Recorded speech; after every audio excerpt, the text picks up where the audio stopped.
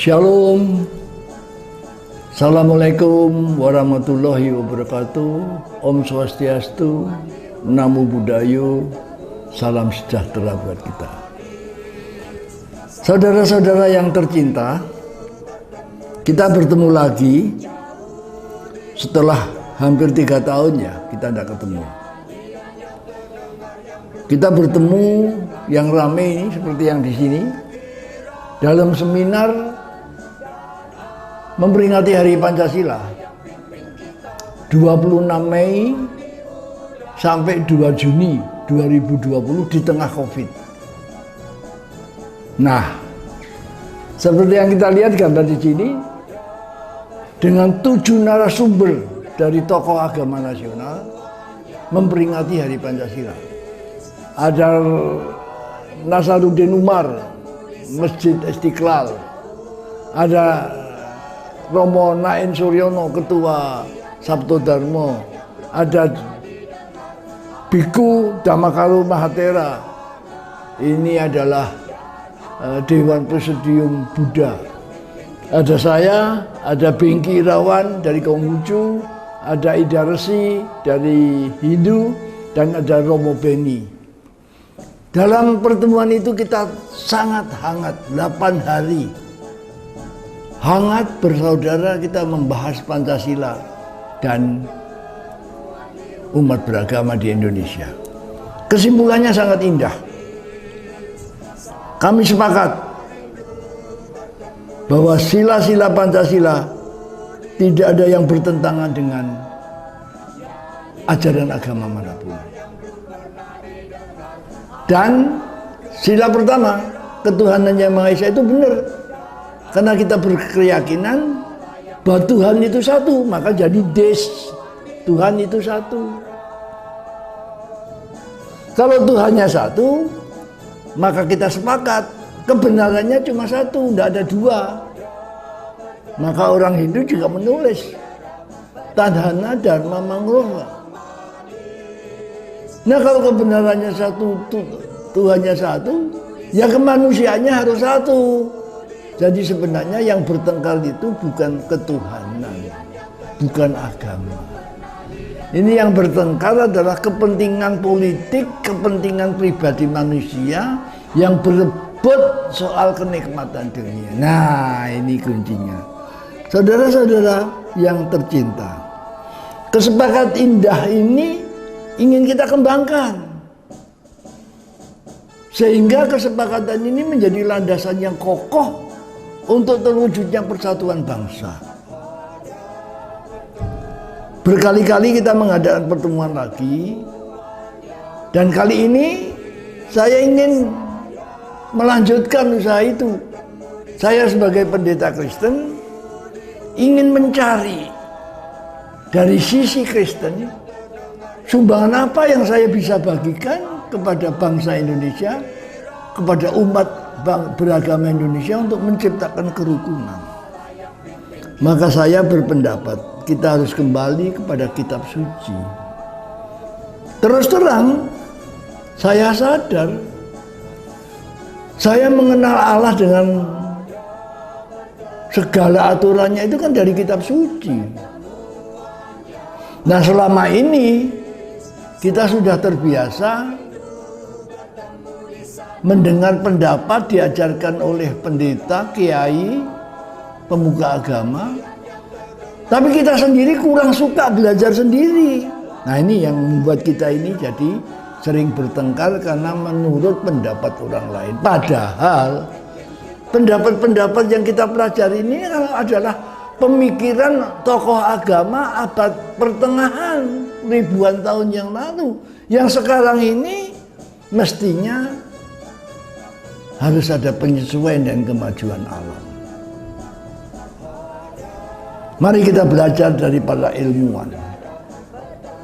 Para ilmuwan mempelajari ilmu, merumuskan, itu berbeda pendapat, tapi saling diskusi dengan jujur dan tulus, sehingga terjadilah kesepakatan atau bahasa ilmu. Sehingga kalau kita mengatakan H2O, itu entah orang manapun ya, kalau orang ilmuwan ngerti H2O itu air. Dengan rumus-rumusnya. Nah, inilah satunya bahasa ilmu melahirkan kecerdasan bersama, kolektif. Sehingga saya bisa dengan saudara membicarakan masalah aljabar, membuat hitungan dengan kesepakatan dan hasil yang sama. Rumus-rumus dasar itulah yang kita umat beragama, tokoh-tokoh agama belum bisa merumuskannya. Kenapa? Karena kita selalu terbelenggu oleh dogma, doktrin, harus begini, harus begitu. Kata doktrin, bukan kata kitab suci, kata doktrin. Mari kita belajar baru, belajar untuk memahami dengan lebih baik. Saya mencatat pendapat seorang rabi Yahudi, penulis Zohar atau Kabalah, ini bukunya ini, yang coklat ini. Dia mengatakan begini, the fundamental rule laid down by the author of the Zohar was that it was a duty to question everything in the Bible. Why? The Zohar recognized that authority can be abusive and stretch beyond its permissible boundaries. This can come only when religious inquiry is stiff and ignorant flourishes. Zohar, volume 1, halaman 23. Maksudnya begini. Kalau orang ilmuwan membaca buku, maka dia boleh bertanya dan berdebat sampai ketemu satu kesepakatan. Kalau wartawan mencari berita, dia punya rumus 4W 5H. What, when, where, why, dan how. Sehingga dengan demikian satu kisah atau satu berita akan dilihat dari segala sisi untuk mendapatkan kebenaran betul. Untuk itu, saudara-saudara tercinta, saya ingin memulai diskusi kita lewat Zoom, lewat YouTube. Nanti saudara bisa menulis di sini, ini email saya, desindonesia45@gmail.com. Anda boleh menulis, berpendapat, mengkritik, tapi saya harapkan landasilah dengan kitab suci Anda. Entah itu Bible, Quran, Tripitaka, Weda, dan hindarilah debat dan kebencian. Saudara-saudara tercinta, salah satu kecerdasan yang membuat manusia cerdas, kolektif, intelektual, kecerdasan bersama itu adalah bahasa. Dan bahasa itu punya rukunnya, punya hukumnya. Pertanyaan saya adalah, apakah kitab suci itu dalam bahasa manusia atau bahasa apa?